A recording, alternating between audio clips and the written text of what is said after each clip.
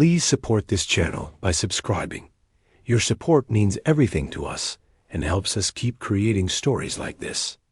The crown in the whisper my hands should not have been shaking, not after months of learning how to disappear. In the obsidian court, invisibility was survival. Servants lived by 3 rules whispered in the lower corridors. Do not speak unless spoken to, do not look into immortal eyes, and never be remembered. I had followed those rules for 8 months, polishing floors that reflected moonlight like black glass and carrying trays that felt heavier than they looked. The nobles never saw me. The guards never learned my name. That was how I stayed alive. But on the night of the procession, the palace smelled different, like cold stone and wax, and something metallic hiding beneath both. And I knew the court was holding its breath. The high nocturne chamber rose around the throne like a cathedral carved from night. Pillars of dark marble caught the moon and broke it into pale ribbons across the floor. Lords and ladies stood in perfect rows, their pale faces turned toward the dais, their silks and armor arranged with ceremonial precision.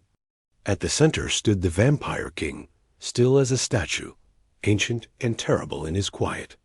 King Alaric Vallon was older than most kingdoms, and he carried centuries the way mountains carried snow. His hair fell like silver down his back, and his eyes, when they moved, commanded rooms to kneel. Tonight those eyes were fixed on the distant doors where the procession would begin. I had been chosen to adjust the crown because my hands did not fumble. The circlet itself was a ring of blackened gold set with dark rubies, thorned and sharp in places, heavy with history. I lifted it from the altar and stepped close, careful not to let my breath show. The air around him felt colder, as if winter lived in his skin. My fingertips brushed his temples as I set the crown in place, and for a heartbeat I felt the weight of everything he ruled. That was when I saw it, through the arch behind the king. Past banners and a line of blood sentinels, one guard stood wrong. His name, I would later learn, was Cashin Morvick, and he had guarded this throne for decades. I had watched him many times during hall rotations. He always stood with his weight even, hands clasped behind his back, eyes forward. Tonight his right hand hovered near his hip. The moon caught a hard, straight line beneath his cloak, too narrow and too clean to be a ceremonial blade. It was placed low and forward, a quick-draw position used by people who expected to move fast. My heart began to hammer, but my hands stayed steady on the crown. I had learned stillness from watching my mother scrub floors in a lord's house before everything ended. I had learned to become furniture when danger walked past. That habit had kept me alive after my family vanished, and I took a name that was not mine to survive. I kept my face empty, my movements precise, but my eyes did not leave the guard. He glanced at the doors, then at the king, then at his blade. His expression was too tight, too focused. I had seen that look before, on the night soldiers came to our street and did not leave mercy behind.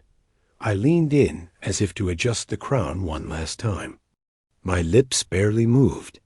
Your guard has a weapon, I whispered for only one immortal ear. Don't leave tonight. The king went rigid beneath my hands.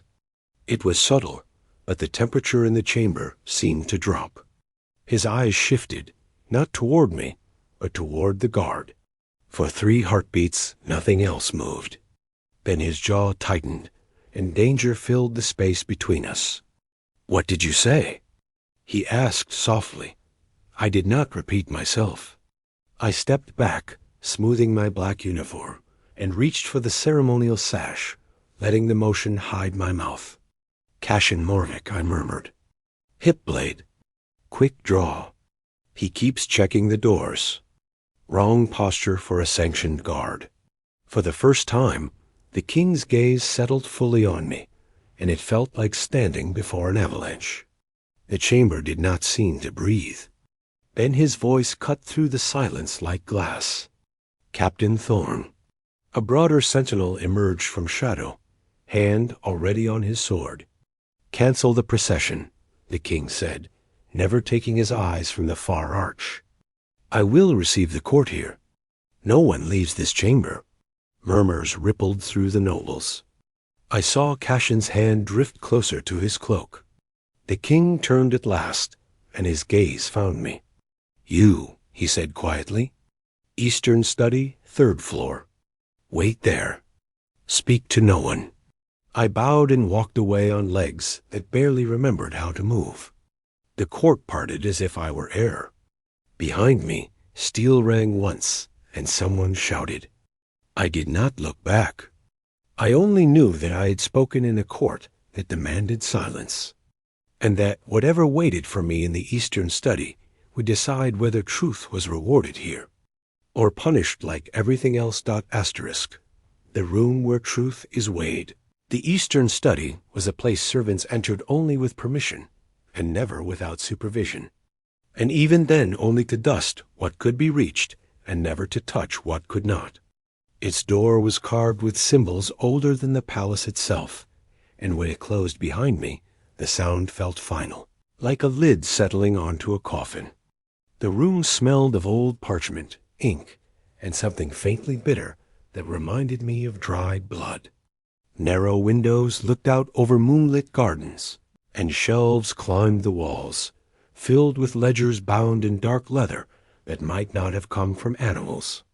I stood in the center of the carpet with my hands folded, spine straight, and waited, because waiting was something I had learned to do very well. Time in the palace did not move the way it did in the streets. There was no clock here, so I counted my breaths, then my heartbeats. Somewhere far below, voices rose and fell. Once I heard the clear ring of steel and a single sharp cry that ended too quickly. After that, the palace settled into a silence so deep it felt intentional. Silence, I had learned, was how the court prepared for violence. I became very still and tried not to imagine what was happening in the high nocturne chamber. When the door finally opened, it did so without a sound. The vampire king entered alone. He had removed the ceremonial cloak, and without it, he seemed less like a symbol and more like a predator, all clean lines and contained power. The crown still rested on his head, dark rubies catching the moonlight. He closed the door behind him and looked at me as if he were deciding whether I was a problem to be solved or a tool to be used. "Sit," he said, gesturing to one of 2 chairs before an obsidian desk. I obeyed. He did not. He moved to the window, hands clasped behind his back, and for a moment the moon turned his hair to pale silver. "Cashin Morvick has served this throne for 53 years, he said, his voice measured and calm. "Decorated in 3 wars. Trusted with my life more times than I care to count. Sworn under an oath that cannot be broken without consequence." He turned then, and his red eyes fixed on mine. "Tell me how a servant of 8 months saw what decades of loyalty hid." My fingers tightened in my lap, but I kept my voice steady. His weight was wrong. Blood sentinels stand evenly. He shifted 3 times in less than a minute, and his right shoulder dipped. His hand stayed at his hip, and the fabric caught on something straight and narrow. A blade, not regulation.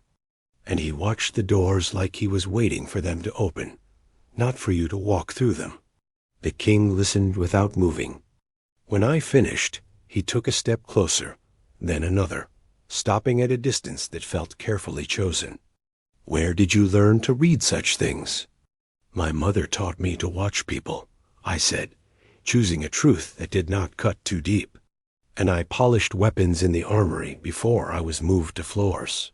For a moment, something like consideration crossed his face. "You were afraid of me," he said. It was not a question. "Yes." "And you spoke anyway?" "Yes." "Why?" I met his eyes, though it felt like staring into a red storm.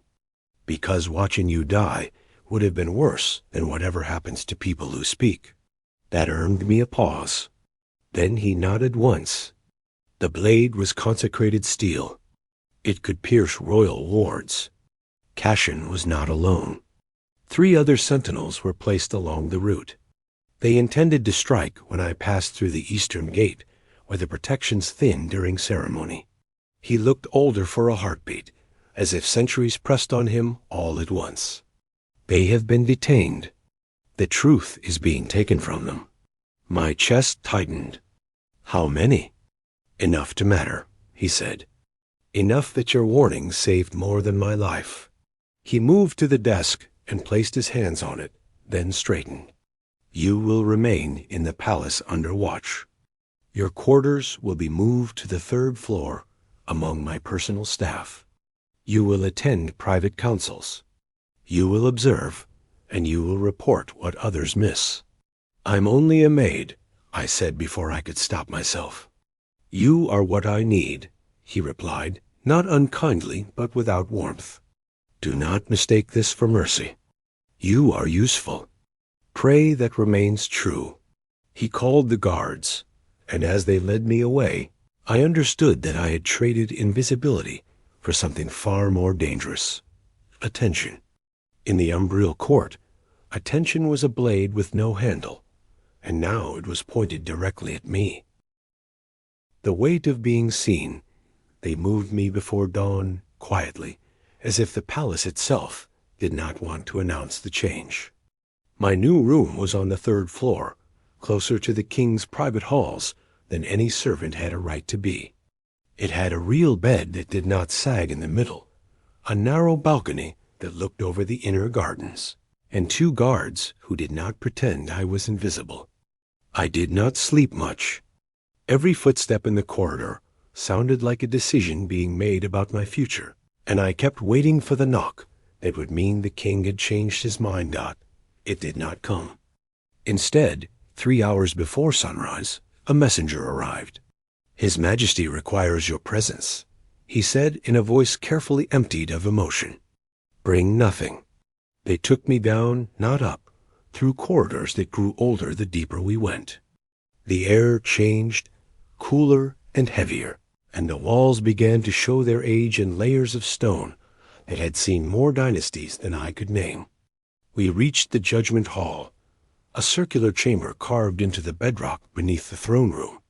Torches burned with a cold blue flame that made my skin prickle. I did not need to be told what that light was. Blood-binding fire compelled truth from even the unwilling. The king stood at the center of the circle, flanked by 3 blood sentinels. Between them, bound to a chair with chains that glowed the same blue, sat Cashin Morvick. Without his crimson cloak, he looked smaller, older, and very tired. His eyes were hollow in a way that suggested the worst of the work had already been done.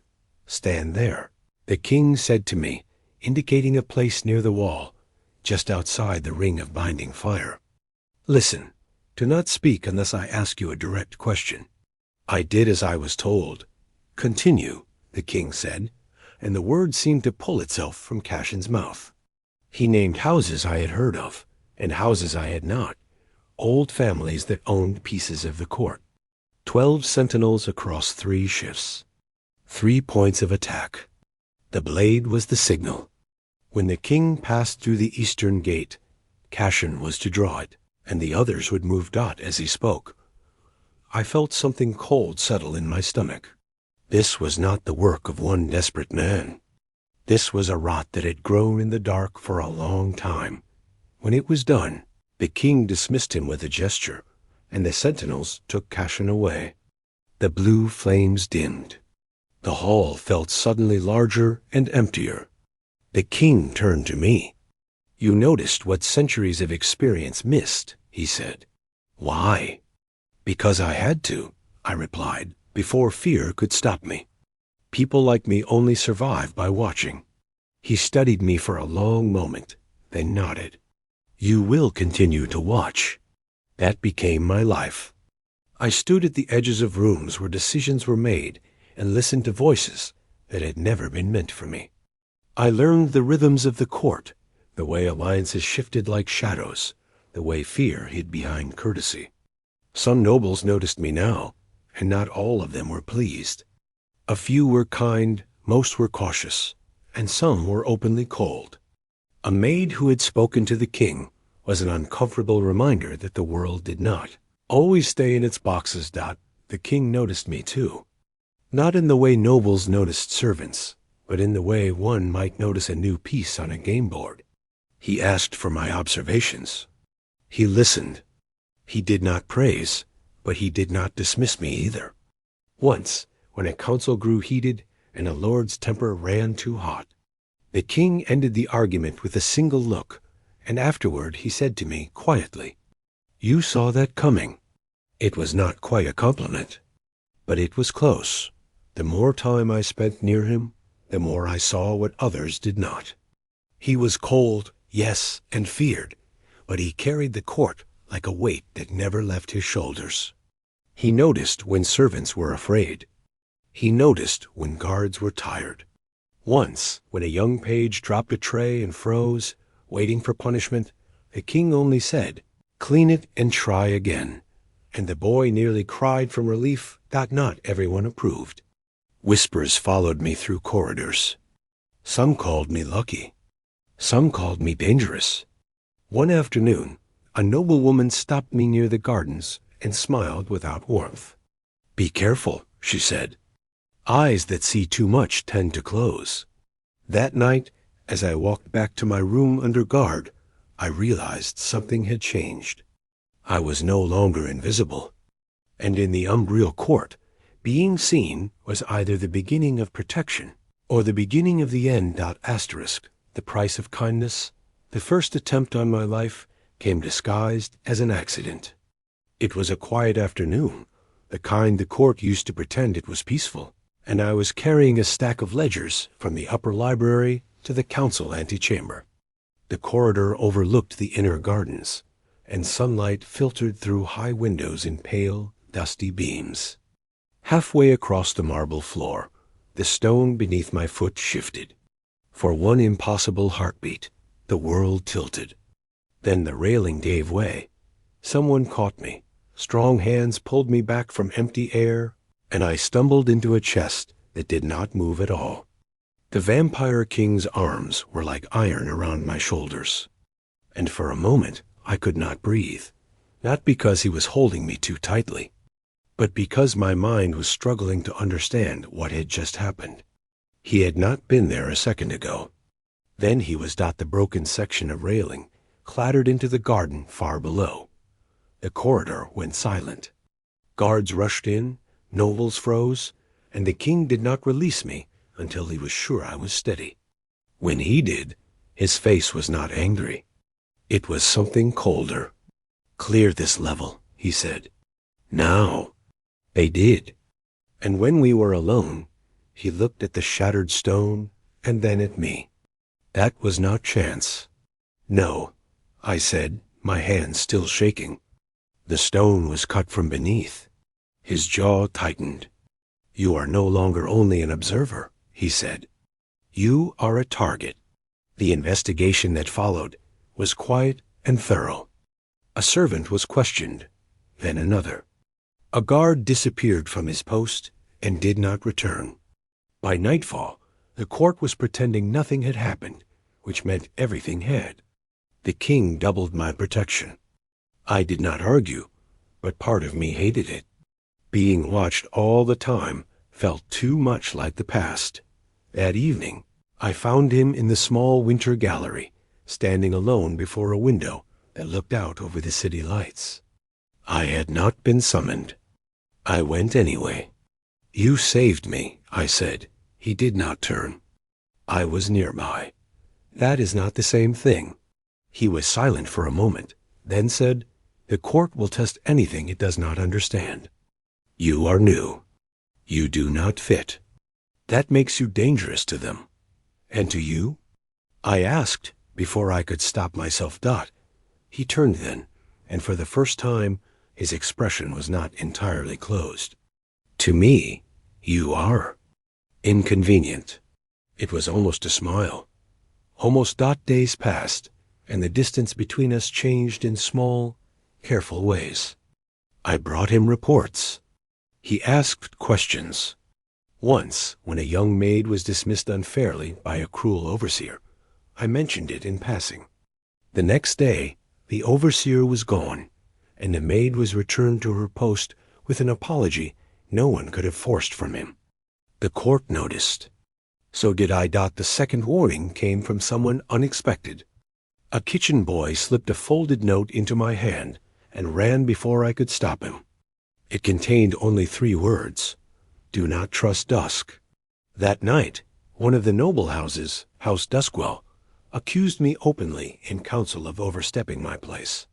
They suggested I was manipulating the king. The room went very quiet. The king did not raise his voice. He did not need to. He dismantled their argument piece by piece and ended by saying, "This matter is closed." It was. But the looks I received afterward were sharp enough to cut. Later, as we walked through the palace gardens under guard, I said, "You don't have to defend me." "I do," he replied simply. "Because if I do not, the court will decide you are unprotected. Why does that matter to you?" He stopped. For a long moment, he seemed to be choosing between answers. "Because," he said at last, "you spoke when it was dangerous. And because you keep speaking, even now." The words were not a confession, but they were something close to one.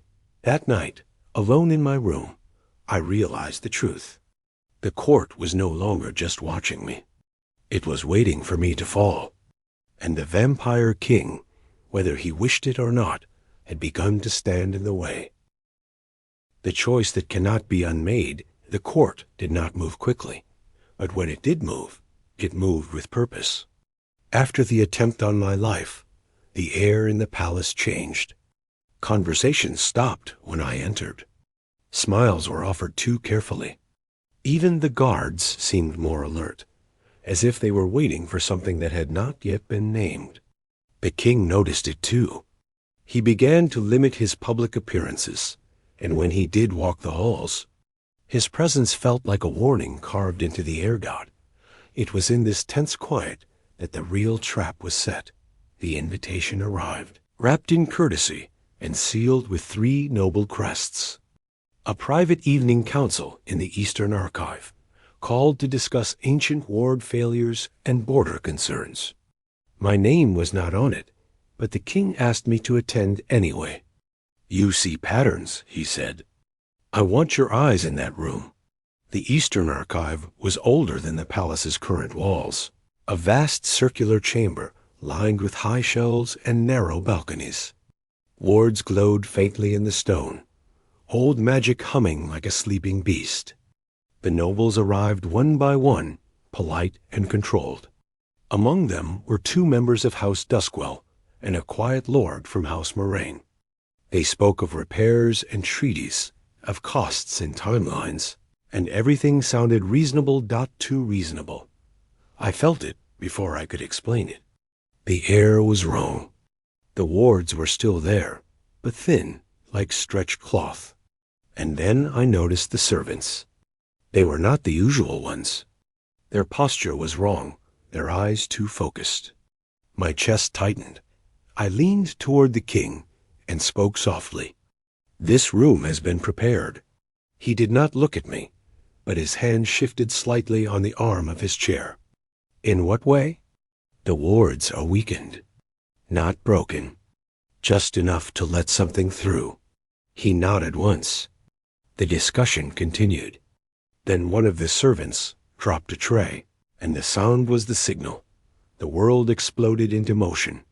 3 figures moved at once, blades flashing with a dull, hungry light. The wards flared and then failed, collapsing inward instead of outward. The nobles shouted. Guards surged forward. The king rose, and the room seemed to shrink around him. I did not think. I ran. One of the attackers had gone wide, aiming not for the king, but for the rear balcony controls. If he reached them, the outer doors would seal, and no help would come. I grabbed the nearest thing I could find, a heavy brass candlestick, and swung it with all the strength fear gave me. It connected with his wrist. The blade clattered away. He turned on me, eyes empty. I should have died. I did not, because the king was suddenly there. He moved faster than sight, and the attacker was on the floor, unmoving. Around us, the fight ended as quickly as it had begun. The survivors were restrained. The archive was filled with the sound of breathing and broken furniture. The king turned to me. "Are you hurt?" I shook my head. My hands were still shaking. "They were not here for me." "No," he said. "They were here because of you." Later, when the prisoners were taken and the nobles sent away in silence, he stood with me among the fallen books and said, "House Duskwell and House Moraine were involved. This was not a test. It was an execution." "For you," I said. "For you," he corrected. "You have become the easier target." The words settled heavily between us. "I never wanted this," I said quietly. "I only wanted to survive." "So did I," he replied, and for the first time I heard something old and tired in his voice. "Once." He looked at me then, not as a king at a piece on a board, but as someone weighing a choice. "You can leave," he said. "I can send you beyond my borders, where this court cannot reach you. And if I stay, then you accept that my enemies will always look for you first."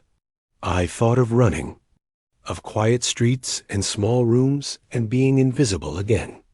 Then I thought of the maid who had been saved, of the way he had caught me without hesitation, of the court that would continue to eat the weak. "I will stay," I said. Something in his expression changed, slow and careful, like stone shifting under pressure. "Then," he said, "you will not stand alone again." And in that moment, I knew the choice I had made could never be undone. The crown that chooses. The court did not announce its surrender. It never did. It simply began to change in ways that could not be denied. After the failed attack in the Eastern Archive, arrests followed quietly, then trials even more quietly, and then the long work of removing rot from places that had grown comfortable with shadow. Houses that had spoken too boldly found their influence reduced. Overseers who had enjoyed cruelty were replaced. Guards were rotated, oaths renewed, wards rebuilt stronger than before. The palace still looked the same from the outside, but inside it breathed differently, as if a window had been opened in a room that had been closed for too long. For me, life became a careful balance between safety and purpose. I was no longer sent to polish floors. I sat at the edges of councils, listened, and spoke when I saw something others missed. Some nobles learned to accept me. Some never did. It no longer mattered. The king's protection was not a shield I hid behind, but a presence that reminded the court that certain lines could not be crossed. The vampire king changed too, though he would never have admitted it. He still ruled with distance and precision, but there were small signs that the court began to notice. He asked servants their names. He ended punishments that existed only because they always had. When petitions came from the lower districts, he listened instead of dismissing them. The nobles called it strategy. The people called it justice. I called it the slow work of kindness wearing down stone. The final challenge came, as it always does, disguised as tradition. There was an ancient law, older than the current dynasty, that allowed the ruling houses to call a conclave of balance when they believed the throne had been influenced. It had been used only a handful of times in history, always to weaken a king without drawing a blade. When the summons arrived, sealed in formal language and polite concern, the meaning was clear. They were not attacking him. They were attacking me. The conclave filled the high nocturne chamber again, nobles arranged like a wall of pale silk and sharpened smiles. I stood where I always did, not on the dais, not hidden either. The charges were spoken carefully, that I was an unvetted influence, that I had changed the king's decisions. That tradition demanded correction. The king listened without interruption. When they finished, he rose. "You are correct about one thing," he said, and the room leaned forward. "She has changed my decisions." Murmurs spread. "She reminded me that this throne exists to protect the realm, not defeat it," he continued. "She reminded me that loyalty is not proven by silence, but by truth. If that is influence, then it is one this crown should welcome." A lord from House Duskwell's remnants stood. "And what of law?" The king's gaze was steady. "The law exists to serve the realm. When it does not, it will be corrected." They could not argue with him openly. So they turned to the last weapon they had. "Then let the crown choose," someone said. The chamber went still. The crown was more than gold and rubies. It was bound to the throne by old magic, attuned to the ruler's intent. In rare moments of crisis, it could be asked to judge loyalty. It was a ritual no one liked to use, because it did not always answer kindly. The king looked at me. "This will not harm you," he said quietly, "but it will reveal what the court fears." They placed the crown on the altar between us. The air grew cold. The nobles watched like people waiting for a storm. "Step forward," the king said. I did. My hands did not shake. The ritual words were spoken. The crown's rubies darkened. Then slowly, one by one, they began to glow. Not with warning, but with warmth. A low sound filled the chamber, like a bell heard through water. The magic settled, and the light remained steady. A servant whispered. A noble dropped his gaze. The crown had answered. The king took it and placed it back on his head, then turned to the court. "This matter is ended." No one challenged him again. That night, on the balcony overlooking the city, he stood beside me and said, "You were never meant to be invisible." "I only wanted to survive," I said. "You did," he replied. "And you taught this court to do the same." He did not speak of love. He did not need to. He offered something rarer: trust, protection, and a place that could not be taken away. And as the city slept under a kinder sky, I understood the truth at last. Sometimes a crown is not changed by power, but by the courage of someone who dares to speak when silence would be safer. In a kingdom ruled by immortals. It was a forgotten human girl who taught the crown what it truly meant to protect.